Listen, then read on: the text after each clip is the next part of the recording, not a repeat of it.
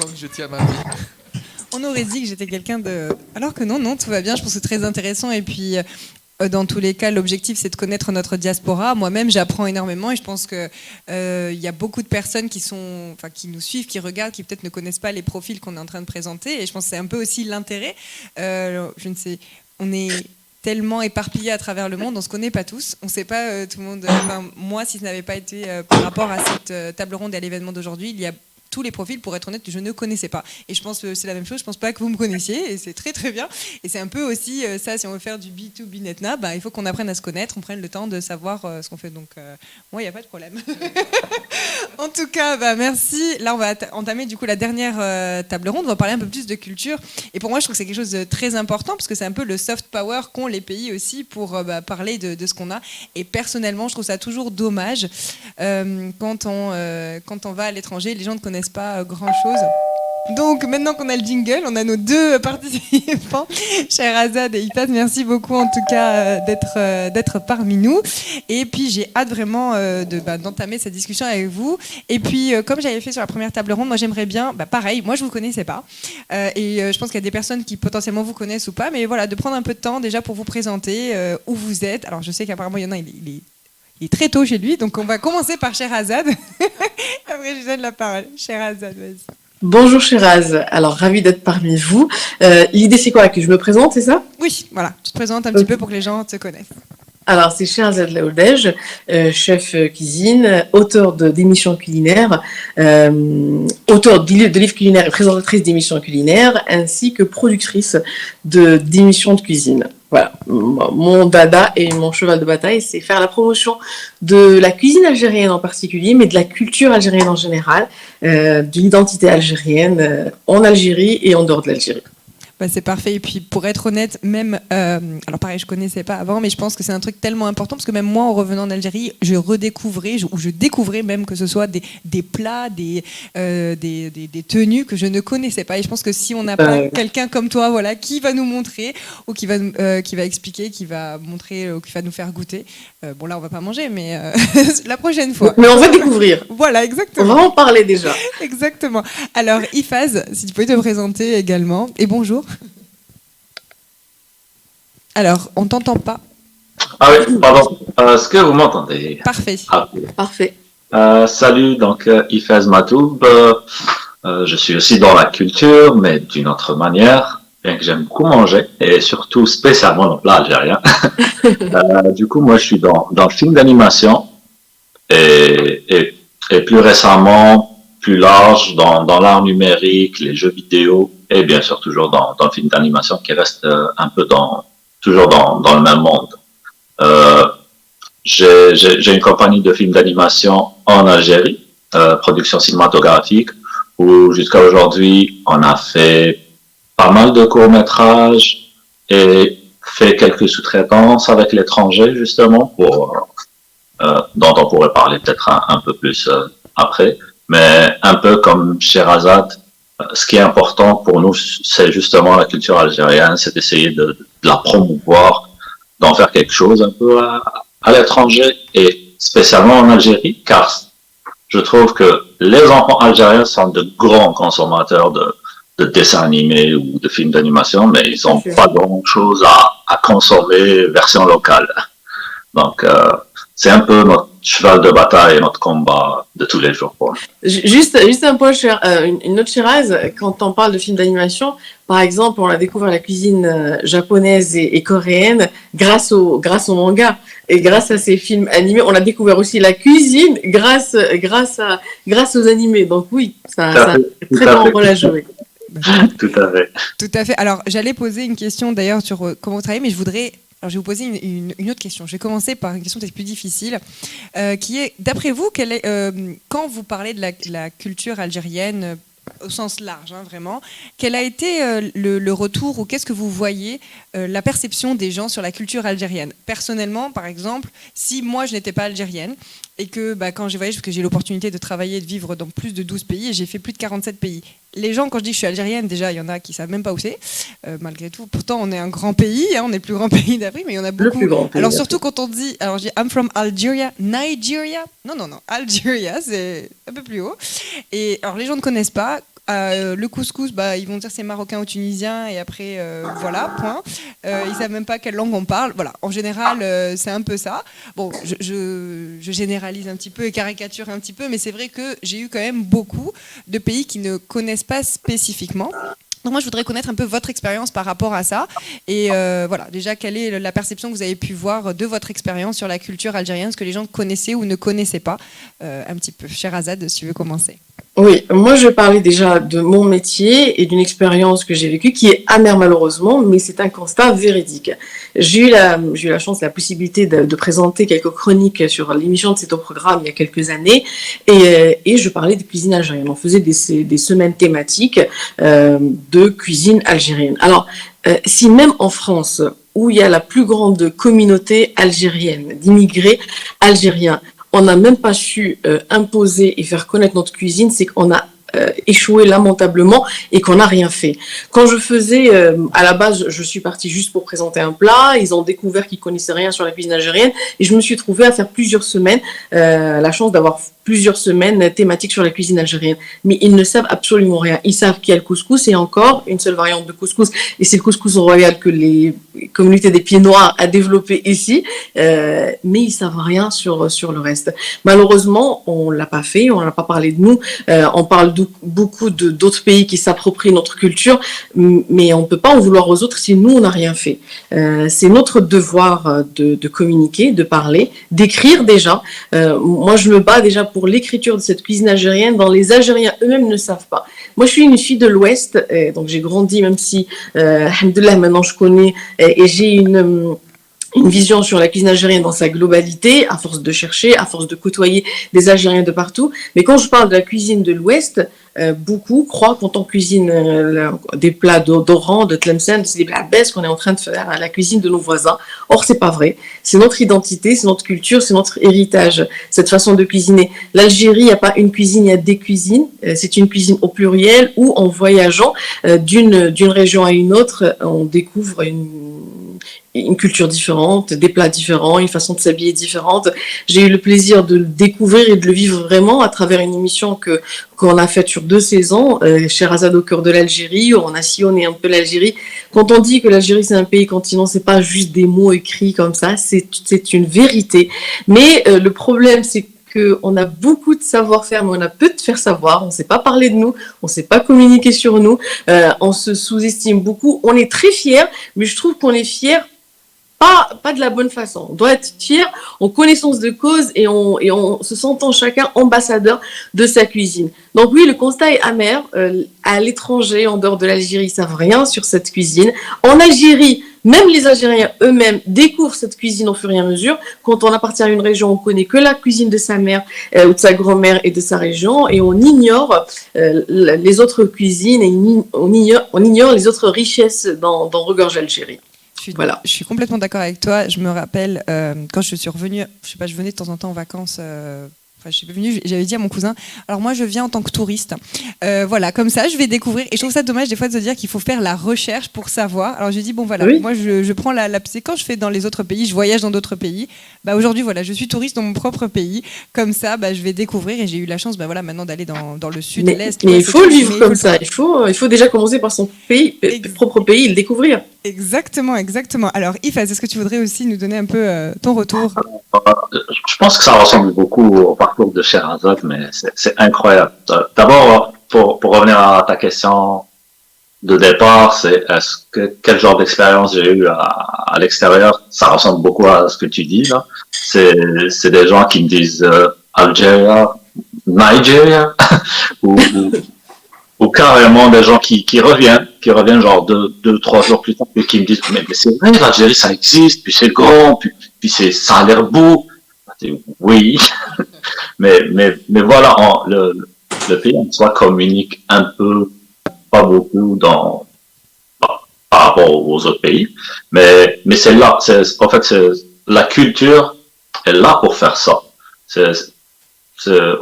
Souvent on pense que peut-être la culture c'est quelque chose de secondaire dans la vie ou de pas important, alors que c'est déjà la nourriture de l'âme.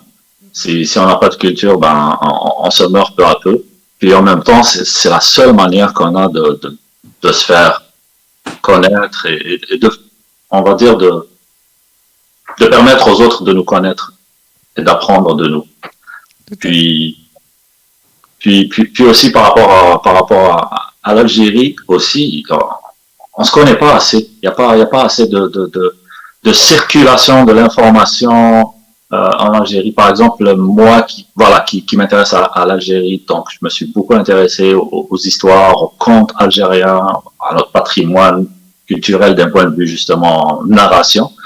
Et c'était bien. En premier lieu, déjà, c'était très compliqué de trouver des histoires et des contes, mais de l'Algérie. Moi, je viens de Kabylie, puis de Kabylie, déjà, c'était pas mal compliqué, mais une fois que j'avais fini ça, quand je commençais à chercher encore plus loin, c'était compliqué. Parce que c'est écrit. On n'a pas écrit. Exactement. Et en fait, c'est pas écrit, et même les écrits n'étaient pas faciles à trouver. Le peu qu'il y a. C'est vrai. Ça rebondit un petit peu avec ce qui a été dit à la conférence, la table ronde juste avant. Il parlait d'amnésie de compétences. On a un peu une amnésie aussi de notre culture. Oui. Il y avait eu, les gens pensent que l'Algérie, c'est que depuis, je dis pas tout le monde, attention. Quand je caricature peut-être des fois, mais c'est pas depuis seulement 1962. C'est bien avant. Mais c'est pas une caricature, c'est une réalité. Les gens croient qu'on n'existe que à partir de ce moment-là, alors que c'est un pays millénaire. C'est ça. Et même nous, moi je me rappelle. En parlant de contes, Kahina, moi je l'ai découvert, alors ma mère est kabyle, moi je l'ai découvert parce que j'ai trouvé un livre par pur hasard qui parlait donc de Kahina. Je dis, mais c'est qui Kahina? Alors que normalement, c'est un exemple parmi tant d'autres, c'est-à-dire qu'on est censé quand même le savoir, ça fait partie de notre culture et je pense que ça serait même dans l'éducation, pourquoi pas quand on parle de l'éducation dans les écoles, ça serait intéressant d'avoir des cours de culture algérienne au lieu de se... Attention, je ne dis pas qu'il ne faut pas se focaliser sur l'histoire et la guerre et tout ce qu'on fait, mais c'est un élément également qui serait intéressant de faire connaître. Moi, je trouve qu'on s'est un peu trop focalisé sur la guerre et sur cette partie de vie de l'Algérie, alors qu'on a d'autres choses sur lesquelles on doit se pencher, qu'on doit découvrir pour reconstruire l'identité algérienne et la personnalité de l'Algérien. On ne peut pas le faire enfermer dans une petite partie de l'Algérie. Et on connaît que ça. Moi, j'ai étudié en Algérie. Toute la primaire, on grandit avec la guerre d'Algérie. C'est bien de connaître, mais pour moi, c'est pas le plus important dans l'histoire de l'Algérie. Non, et moi, je donne l'exemple, ça, c'est les États-Unis après la guerre froide, soft power. C'est pour ça que c'est une des premières économies. C'est vraiment ça a été la culture qui a été le véhicule de leur puissance économique et au final, la culture est un véhicule et une opportunité pour les économies de se développer. Le tourisme se développe, les compétences se développent. Voilà, c'est une image, c'est un branding et je pense que je vais vous poser du coup la question, qu'est-ce qui devrait d'après vous être fait et qu'est-ce qui manque du fait, il y a certaines choses, je pense que c'est assez évident, mais malgré tout, qu'est-ce qui pourrait être fait pour que l'on mette un peu plus la culture au cœur de l'économie algérienne? Alors, je vous mets le... Vas-y, commence. Vas-y, passe. Ok, alors ça serait peut-être une longue réponse, mais pour répondre rapidement, la culture et l'économie vont très bien ensemble. On commence par ça, parce que c'est vraiment quelque chose qui génère beaucoup d'argent, si on doit parler business, qui aujourd'hui, spécialement par exemple aujourd'hui, avec la situation Covid, où les gens restent chez soi, sont obligés d'être confinés, je peux vous dire qu'aujourd'hui, c'est l'une des économies les plus puissantes dans le monde, parce que voilà, ça nourrit les gens, ça nourrit l'esprit des gens et les gens ont besoin de ça. Les gens regardent la télévision ou les gens jouent aux jeux vidéo chez eux. Donc, si on doit se lancer dans ça serait peut-être maintenant. Et si je dois aussi aller un peu plus dans le business plan, c'est que l'Algérie est quand même, l'Algérien est un peuple qui est pas mal proche de la culture occidentale. Oui. On est juste à côté de l'Europe. On est sur le même fuseau horaire que les Européens. Et on les comprend. Pourquoi je dis qu'on les comprend? Parce que on consomme beaucoup de ce qu'ils produisent comme culture et tout. Donc, ça peut très bien fonctionner en termes de sous-traitance, en termes de travail en partenaire avec eux. Contrairement, par exemple, eux, aujourd'hui, ils travaillent beaucoup avec l'Inde ou la Chine. Mais culturellement, c'est très, très différent. Et ça pose pas des problèmes, mais des lenteurs dans la production. Parce que c'est par expérience. En travaillant nous-mêmes avec eux, ils se disaient, waouh, comment ça peut fonctionner si bien. Mais nous, on faisait aucun effort. Ouais. On faisait, par exemple, on travaille sur un plan, juste un plan, puis nous, on le fait maximum. On aura 4 rectifs sur le plan, puis ça va passer. Puis ils nous disent eux-mêmes, c'est incroyable parce que quand on travaille avec la Chine, par exemple, ça nous fait minimum 12 rectifs, 13, 20. Donc ça, c'est déjà un énorme avantage. Et aussi, même fuseau horaire, quand un Français, par exemple, travaillerait avec un Chinois, ça ferait 7-8 heures de décalage horaire, ce qui ne facilite pas le travail, alors que nous, on est sur le même fuseau horaire. Donc là, je parle, par exemple, d'un point de vue juste sous-traitance économique et voilà, et business. Mais en même temps, justement, notre culture qu'on a cachée, que personne ne connaît, et même nous, on connaît très mal, aujourd'hui, sur le marché culturel mondial, c'est une énorme richesse. Ils voudront la prendre, ils voudront la consommer parce que, comme tout à l'heure, Sherazade a parlé du manga. Grâce au manga, on connaît la culture japonaise aujourd'hui, mais on connaît tous la culture japonaise aujourd'hui. Les Occidentaux, quelque part, ils commencent à s'ennuyer de ça. S'il y a quelque chose de nouveau sur le marché, ils sauteraient dessus, ils voudraient l'apprendre, et ça, c'est justement par rapport à aujourd'hui, je suis au Canada, je suis approché par des gens, et ils me disent, oui, peux-tu nous montrer des trucs d'Algérie? Puis quand ils voient, ils me disent, waouh, c'est vraiment original et tout. Je leur dis, oui, ça c'est juste le patrimoine algérien et on peut creuser, on peut aller très loin. Puis j'arrête là, je laisse la parole à Sherazade. Non, mais c'est sûr. Et pour répondre, ayant vécu et travaillé en Chine et en Inde, oui, non, mais on est complètement, c'est 2 communautés, 2 cultures complètement différentes. La façon de penser est complètement différente. Choc culturel, clairement. Et c'est vrai que c'est d'avoir cette proximité, ça aide énormément. Alors, Sherazade, vas-y. Alors, pour moi, c'est commencer de la base, commencer à enseigner cette culture à nos enfants et qu'ils apprennent à se l'approprier. Quand je prends mon domaine, la cuisine, oui, en fait, c'est un truc qui est très présent chez nous, mais qui n'est pas très valorisé. Parce qu'on ne sait pas qu'à travers ce métier-là, on fait la promotion de tout un monde et tout un écosystème. On fait la promotion de l'agriculture, de nos produits agricoles qu'on pourrait déjà exploiter davantage et exporter. On fait la promotion de l'artisanat, l'artisanat algérien, tout ce qui est céramique, tout ce qui est nhas qu'on maîtrise à la perfection. On fait la promotion des métiers de bouche, des différents métiers de bouche qui font vivre une bonne partie de la population de nos jours. Je prends par exemple rien que le métier de ce qu'on appelle le halwajia, les traiteurs à domicile qui font ces métiers, qui font nourrir des familles et qui font donc voilà. Déjà à l'échelle nationale, on pourrait doper l'économie si on donnait un peu plus de valeur à ces métiers-là et à ces créneaux-là, et on pourrait exporter notre savoir-faire à l'étranger, déjà le faire connaître et l'exporter. Comment faire? Déjà, commencer par écrire la cuisine. Pour moi, on est en train de la perdre, cette richesse. On la perd avec nos mères et nos grands-mères. On dit chaque vieux qui meurt, c'est une bibliothèque qui brûle. Et chez nous, des bibliothèques brûlent tous les jours. Parce que jusqu'à maintenant, ce n'est pas une priorité nationale. Je ne comprends pas comment on n'a pas alloué à ça l'hygiène, les mais qui va sillonner l'Algérie pour écrire cette cuisine avec son histoire. Attends, voilà. En fait, pour pouvoir écrire cette cuisine et la rendre légitime, parce que beaucoup disent que c'est pas vrai et qu'elle est très récente et qu'on n'a pas cette cuisine, il faut écrire son histoire et son évolution. Cette cuisine, pour moi, qui a sa propre identité, quand on dit, même si elle a plusieurs influences, elle a des influences ottomanes, andalouses, italiennes, espagnoles, mais c'est une cuisine qui a sa propre identité. Je prends des plats très simples, comme la dolma, qui à la base vient des Ottomans. La dolma algérienne, elle est différente. La baklava aussi.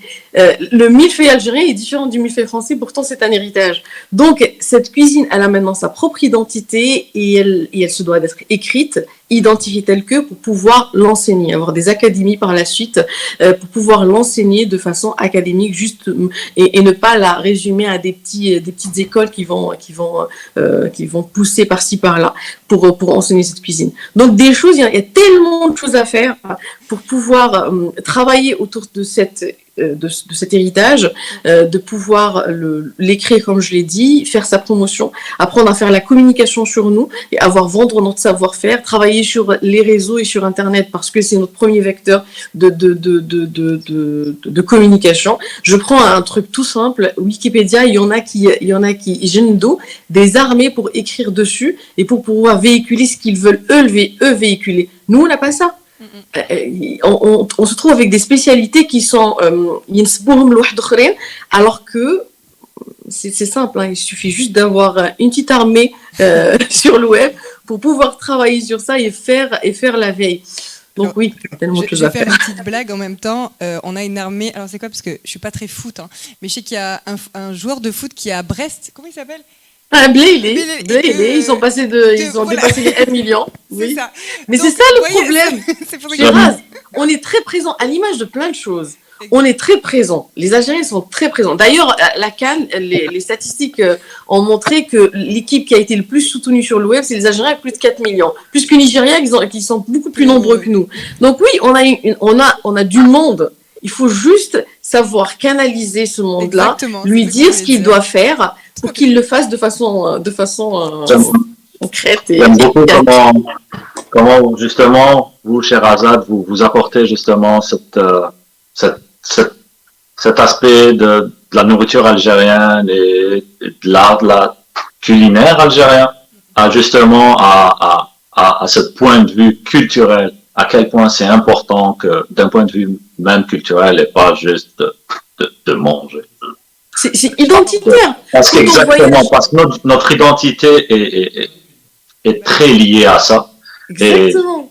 Et toutes les identités, quand on voyage, la première chose dont on se rappelle, c'est qu'est-ce qu'on a mangé. Peu importe le pays qu'on visite, qu'est-ce qu'on a découvert. C'est ce qu'on met en premier. Donc, je vous avoue qu'avant de voyager, je check ce qu'il y a comme spécialité dans le pays.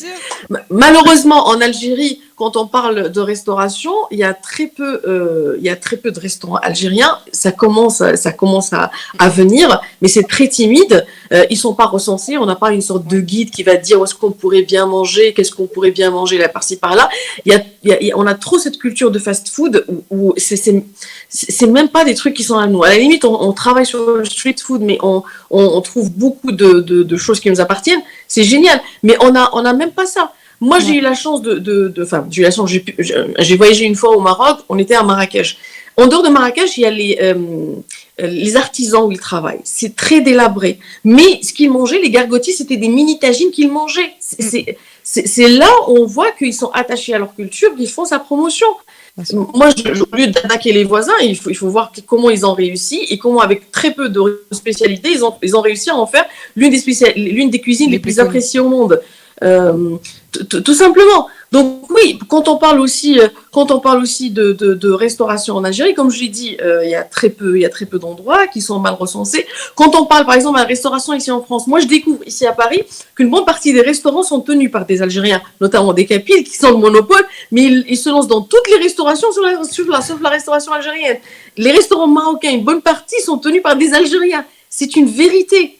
Donc pour pouvoir pousser nos industriels, nos investisseurs à investir dans la cuisine algérienne, il faut la rendre tendance, demander à la mode pour qu'ils sachent que quand ils vont se lancer dedans, il y aura un retour sur investissement et ils pourront gagner de l'argent. C'est travailler un peu sur l'image aussi. Alors avant que je donne la parole à Boualem, s'il a une question, exactement, c'est travailler sur l'image. Et je pense qu'il y a aussi cette question, tu en as parlé, Sherazade, d'héritage. Donc on a la chance d'avoir beaucoup de cultures qui ont été brassées et ça fait partie de notre identité. Et je pense qu'il est important d'en fait vraiment l'embrasser, enfin vraiment s'approprier. Ça fait partie de notre culture, ça fait partie de notre héritage, et pas dire bah oui mais non mais ça c'est plutôt turc, non mais ça c'est plutôt espagnol, non mais ça c'est français. Non, c'est et faire algérien. un rejet. C'est le mix en fait fait qu'on est qui on est et que c'est ça qui est important. Et puis en plus quand on regarde même quand on regarde là où vont les pays européens, les tendances.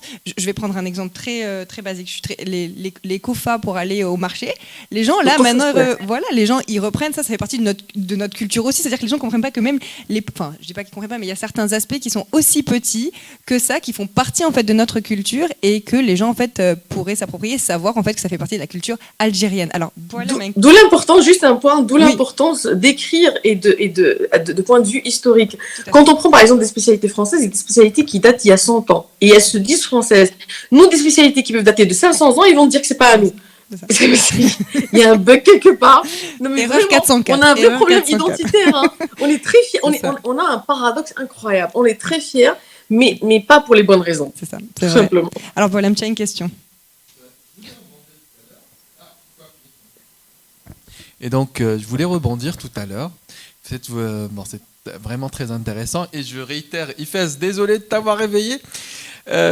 Donc, ma question était pour Sherazade, c'est-à-dire, vous avez dit tout à l'heure, vous vouliez peut-être lancer des académies en Algérie.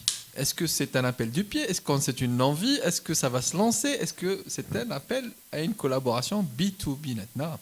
On l'espère, parce que comme je te l'ai dit, il faut déjà écrire cette cuisine de façon académique, c'est-à-dire qu'on arrive à avoir qu'on arrive à écrire des recettes précises avec des fiches recettes, catégoriser notre cuisine, catégoriser notre savoir dans la pâtisserie, qui est juste énorme et qui maintenant aussi que d'autres s'approprient.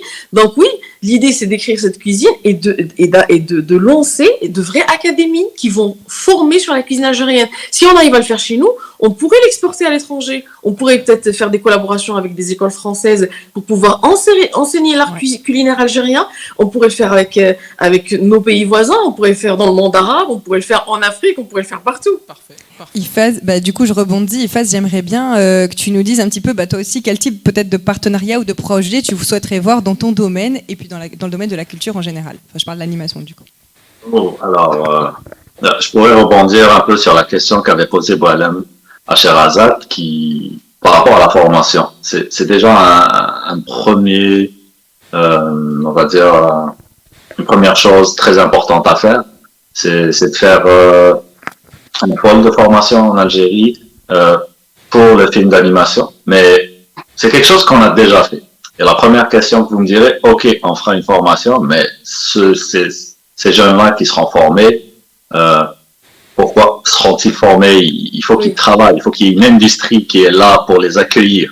Et c'est là que pour moi, il faut carrément créer un pôle en entier autour du film d'animation. Et dont la valeur est sûre, parce que, comme je vous ai dit,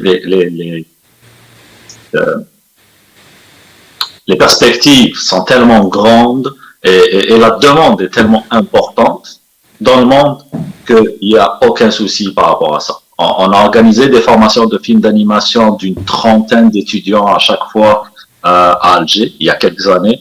On l'a fait 3 fois. 3 fois, on a fait carton plein. Ces étudiants étaient très heureux et vraiment surpris d'avoir une formation comme ça autour du film d'animation. Et aujourd'hui, je peux vous dire que pas mal travaillent tous dans le domaine et une partie a dû partir de l'Algérie pour pouvoir continuer dans le métier et évoluer. Et je leur en veux pas, ils ont travaillé avec moi, puis ils voulaient aller mieux, puis on les a encouragés. Sherazade. Oui, Sherazade. Oui, Gérald, juste un petit point. La dernière fois, il y a les Jeux méditerranéens qui vont s'organiser à Oran. Ils sont en train de les préparer. Ça a été reculé, mais ils sont en train de les préparer. La dernière fois, j'ai assisté à une réunion ouverte où celui qui s'occupe de ces Jeux, il était en train de présenter son plan et ils ont parlé de l'accueil, des hôtels, de la restauration et tout. Et j'ai posé la question, franchement, j'aurais dit, mais qu'est-ce que vous avez prévu pour que ce soit une vraie vitrine pour notre culture et notre cuisine? Il a dit oui, c'est compliqué. Les athlètes quand ils viennent, ils ont un régime particulier. Pardon. Je crois que quand on va dans un pays, c'est pour découvrir un peu sa culture. Et il n'y a pas que les athlètes, il y a toutes les délégations qui viennent avec. Donc je crois que quand on va en Turquie, on mange turc. Quand on va en Italie, on mange italien. Non mais si on ne profite pas d'un événement comme celui-là pour faire ça, on va le faire quand en fait? Écoute, on se donne rendez-vous quand on aura la réponse. Et en plus, il a dit oui, j'espère qu'on sera soutenus. Mais ne comptez pas sur nous. Si vous ne faites pas ce qu'il faut faire pour faire la promotion de notre culture, on serait les premiers à vous descendre sur les réseaux. Donc, ne comptez pas sur nous de vous aider à communiquer sur un événement pour lequel vous n'allez pas en profiter pour faire rayonner notre culture et rayonner donner la meilleure image de cette belle Algérie et de notre identité. Moi, Shiraz pardon, mais excusez-moi, Shiraz et Boualem, je voudrais faire, en fait, j'aime beaucoup allume ta caméra si c'est possible. Les interventions d'Ifaz et de Shiraz, c'est toi, c'est Sharazad. En fait, alors, pardon, je vais t'interrompre vite fait. Est-ce que tu peux juste allumer ta caméra? Juste pour ça. Ah. Qui, ça, moi? Oui. Elle n'est pas allumée, ma caméra? Là, c'est bon. Elle était allumée. Voilà, là, c'est bon. Voilà. Vas-y. Ouais. Je me dis que ce qui serait fabuleux, c'est de créer un lieu d'expérience. Moi, ça, je sais faire. C'est-à-dire que je sais mettre en tous les cas, je sais orchestrer des choses comme ça. Créer un lieu d'expérience qui mette en scène la culture algérienne au sens global, c'est-à-dire que ça serait un lieu qui sera... En fait, j'ai visité l'Expo universelle à Dubaï et j'étais frappé, le pavillon marocain était magnifique. Une vraie prouesse architecturale, avec un vrai parcours. C'est vraiment peut-être le plus beau. Les autres, c'est une démonstration d'argent, c'est vraiment, ils ont mis du sens et c'est magnifique. Et puis les autres, c'est folklorique et le nôtre, malheureusement, était plutôt dans le folklore. Et avec les compétences qu'on a, les gens qu'on a, la qu'on a, les compétences au pays qu'on a, la volonté, l'ambition, l'Algérien est quelque chose d'extraordinaire ambitieux. C'est-à-dire quand il fait quelque chose, il va être le meilleur. S'il veut une compétition, il veut la gagner. Et donc quand on a la chance d'avoir des gens qui se benchmarkent par rapport aux meilleurs, vraiment, potentiellement, on a tout ce qu'il faut pour créer comme ça des lieux de convivialité qui soient des vitrines vivantes de l'art de vivre à l'algérienne. C'est-à-dire un endroit sympa, magnifique, moderne, ouvert aux autres, etc. Mais en même temps, où on peut utiliser à la fois nos compétences, nos savoir-faire historiques, mais aussi les projeter dans le futur. C'est-à-dire que quand je vois qu'on peut maîtriser les jeux vidéo, moi, mes projets, ils sont en immersion. On est en train de parler d'NFT, on est en train de développer peut-être les solutions les plus avancées sur le métaverse avec des expériences incroyables. Et ça se fait sur mon studio et on est une référence là-dedans. C'est-à-dire que c'est un truc de fou.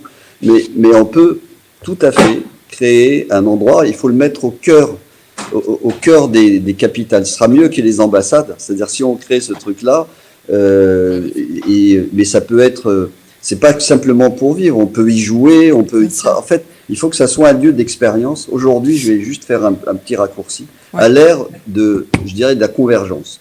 Ok. Aujourd'hui, on accepte tous que tout soit dans son smartphone.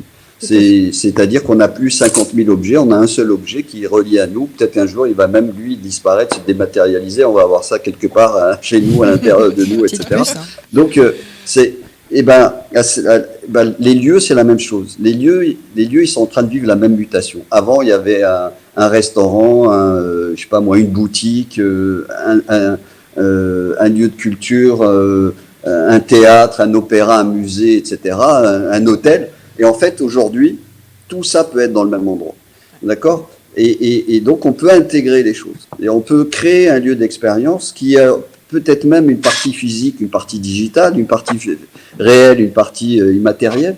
Et donc, on peut, grâce à cet enracinement à notre culture, avec les histoires, moi j'ai été nourri aux histoires algériennes, c'est les contes berbères, c'est aussi, je suis kabyle. Mais c'est les grands-mères, et effectivement, les grands-mères, elles sont plus là pour les raconter, et je ne me rappelle plus de tout, mais en tout cas, c'est quelque chose qui m'a fasciné. La nourriture est quelque chose, la lumière, l'architecture.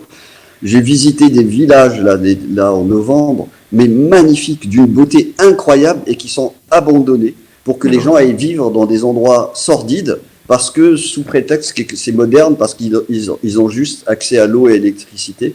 Et avant, ils avaient tout, sauf qu'ils n'avaient pas l'eau et l'électricité. Donc au lieu de ramener l'eau et l'électricité, on a préféré les déplacer. Alors je vais rebondir. Au mieux les contrôler. Mais en fait, on se rend compte qu'on a tout chez nous pour pouvoir faire ce lien entre un passé glorieux, magnifique, et finalement peut-être un futur qui peut être tout aussi bien.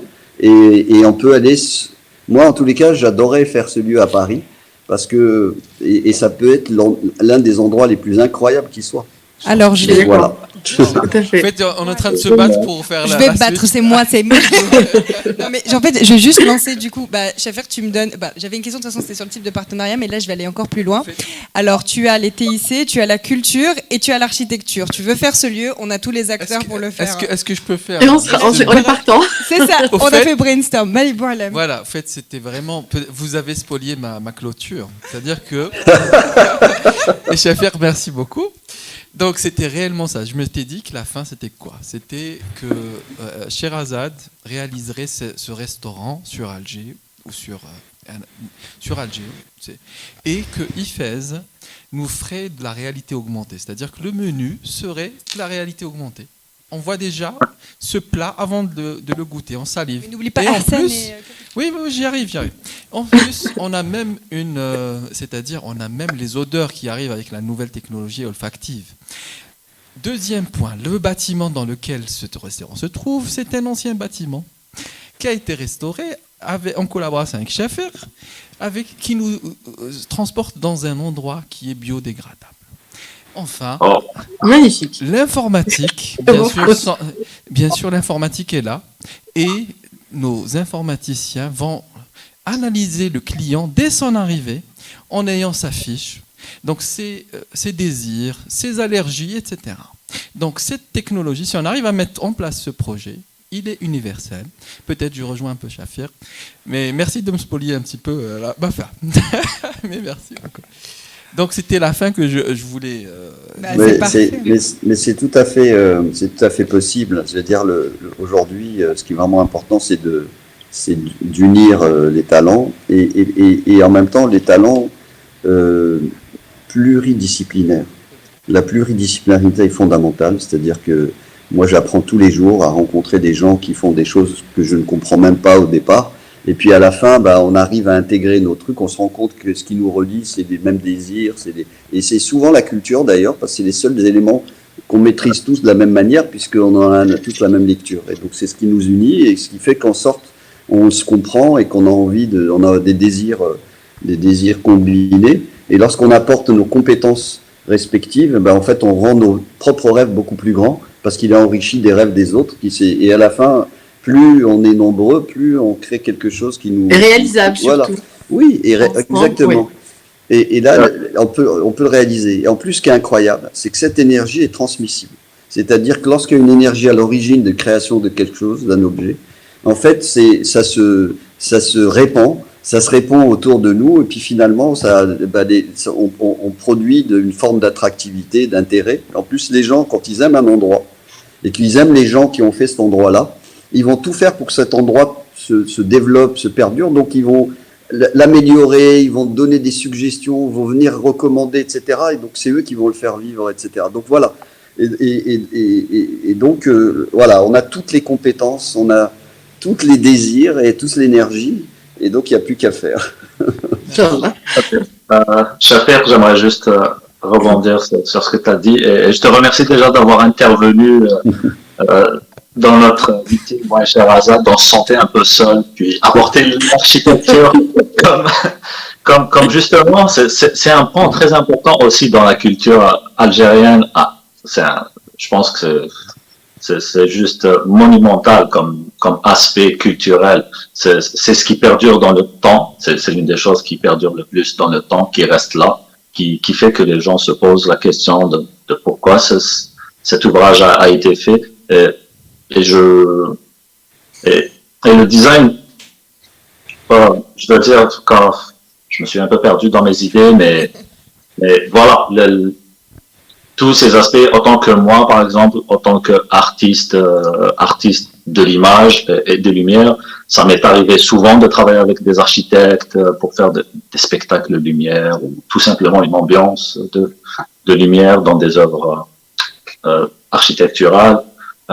Comme vous l'avez dit tout à l'heure, travailler sur la 3D pour faire des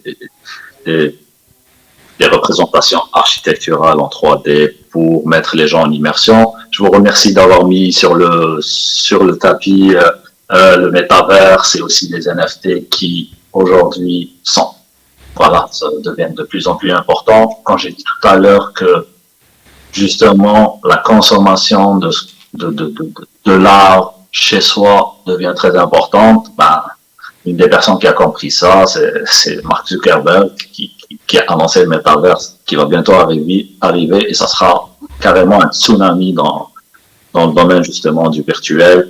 Et pourquoi pas justement s'intéresser à créer des endroits, je veux dire d'un point de vue architectural, construire justement dans ce métaverse. Et aussi, ça sera une autre vitrine de l'Algérie à travers un monde virtuel. Quelques mauvaises langues me diront oui, mais ça c'est pas intéressant parce que si c'est un virtuel, donc les gens s'intéresseront jamais à l'Algérie. Mais non, pas du tout. Parce que faire intéresser quelqu'un, justement, il faut qu'on se fasse connaître. Faire intéresser quelqu'un vers un endroit ou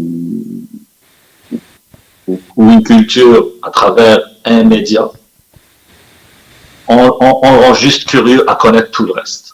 Puis je clôture là pour dire que voilà, toute la nourriture, l'architecture, le film d'animation ou toute autre forme d'art. Bon, on voit qu'il est 5h du matin et que tu n'as pas encore dormi. Juste un point.